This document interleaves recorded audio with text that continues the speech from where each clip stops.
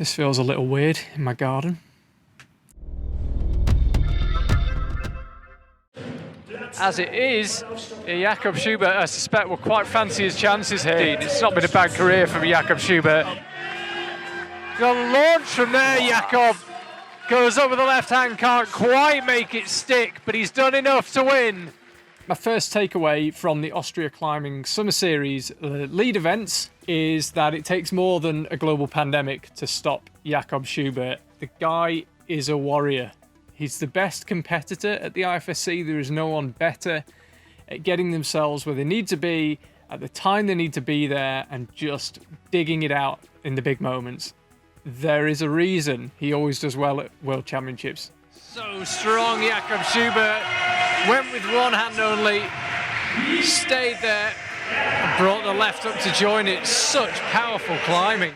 His World Cup form goes up, it goes down. That happens to everyone.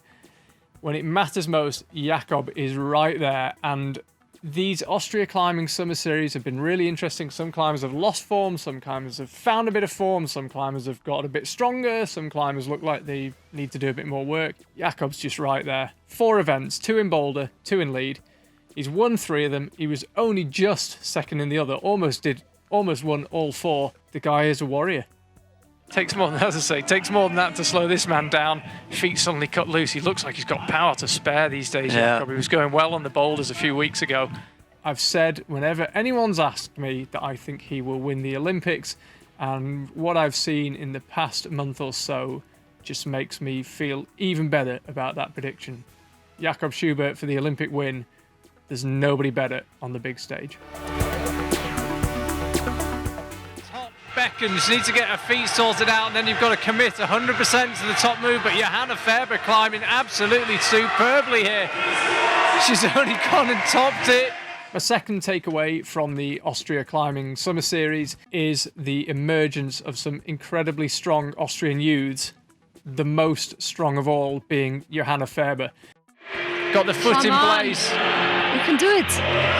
And she finds the first top of the final. Johanna Färber, she had a good look. It's one thing to get a big result in a World Cup. Johanna Färber had already been 5th in a World Cup in Taiwan in China. And then has been there or thereabouts, never made another final. And then coming into the Austria Climbing Summer Series, there was Petra Klingler, there was Jessie Pilz. These are world champions, both of them. And Johanna Färber beat them the first time round, and I thought, okay. Good effort. She then beats him the next week, once again, beating 2 world champions. And I think that Johanna Färber now is poised to kick on and become a bona fide threat at Boulder World Cups. If we ever get Boulder World Cups again. Good evening and welcome along to IMST. It is a beautiful evening in the Austrian Tyrol, in stark contrast to Monday night when we were stuck underneath the stage in that room that you can just see at the bottom of the shot. We are out this evening.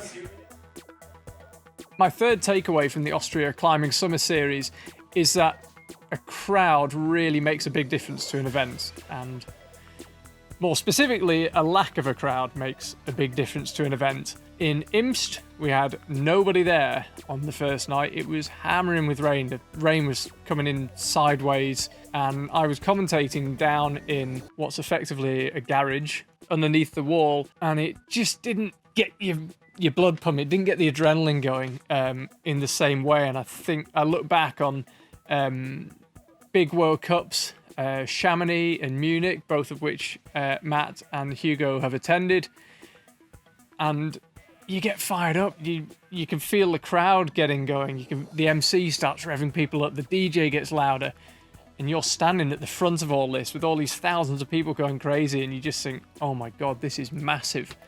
And with no crowd, it's really weird, and it's hard to remind yourself that it counts for just as much as if there was 50,000 people there. And I think a couple of the climbers just never quite got in the competition headspace due to a lack of crowds. So takeaway number 3 is crowds matter.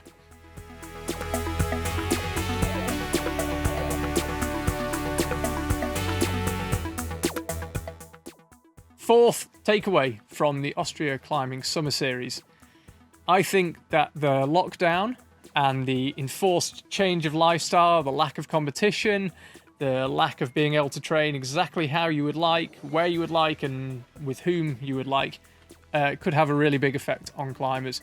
Some people, Jakob, seem completely unaffected, but others, like Sasha Lehmann, look a little bit rusty, and I think we could get some really topsy-turvy results when competitions do resume, because some of the climbers will be absolutely brilliant at getting off the couch, to use a phrase. Obviously, they're not getting off the couch, they've been training the backsides off. But some of the climbers will be really good at just coming back to competitions after a long break, and they'll just find they can snap straight back into it. Others, no matter how strong they might be, no matter how well training's going, I think will take a while to get their head into the competition space again. And as I say, Sasha Lehmann looked like one of those people that had the horsepower, but was a little bit rusty. And I think that's really going to change things up in the World Cups, seeing who copes best, or who has coped best with the lack of competition over the past year.